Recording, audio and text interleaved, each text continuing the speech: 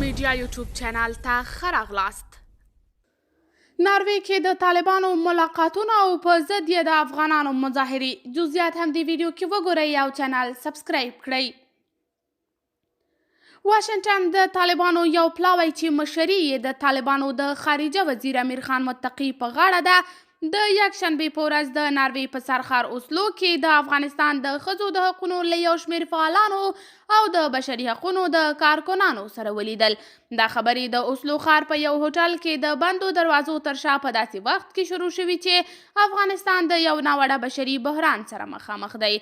طالبان به د ګل او نهي په ورځو هم ناروې کې د مغربي ملکونو له چارواکو سره ناستې ولري.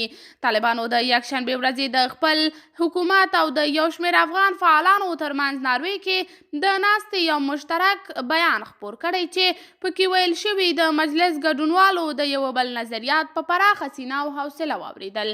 د هیواد په موجوده حالاتو یې نظرونه تبادله کړل. په دې بیان کې د کوم ځانګړي پرمختګ خبره نه ده شوې، خو په تفاهم او ګډه همکاري باندې ټینګار شوی دی. د دې خبرو نه وړاندې د طالبانو د خارجه وزیر امیر خان متقي او غږیز پیغام د طالب چارواکو له لوري په ټویټر خپور شو چې هغه کې متقي امید څرګندوي دا سفر یې ښه لاسته راوړنې ولري. هغه په دې پیغام کې دا امید هم ښکاره کړی چې ناروې به د هغه په قول یورپ سره د مثبتو تعلقاتو یوه پیلامه شي.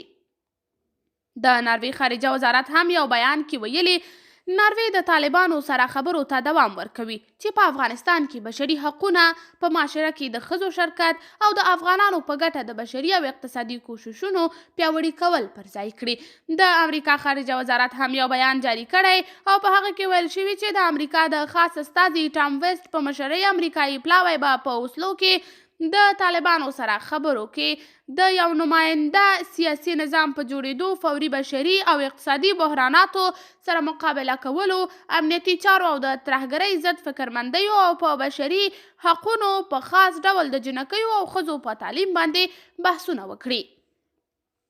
د ناروې خارجه وزیر انیکن هوتفیلټ د جمعې په ورځ ټینګار وکړ چې ناروې ته د طالبانو سفر د هغو د حکومت د تسلیمولو او یا قانوني ګڼلو په معنا نه دی، بلکې په کار ده د هغو سره چې نن یې افغانستان کې حکومت کول په اختیار کې دي خبرې وکړو.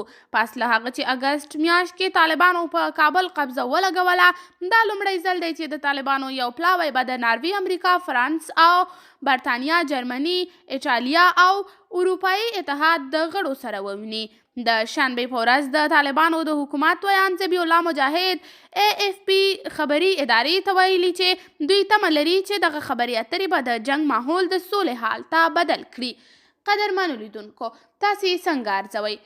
کیدای شي چې خپل نظریات له موږ سره په کمنټ کې شریک، ویډیو لایک او چینل سبسکرایب کړئ.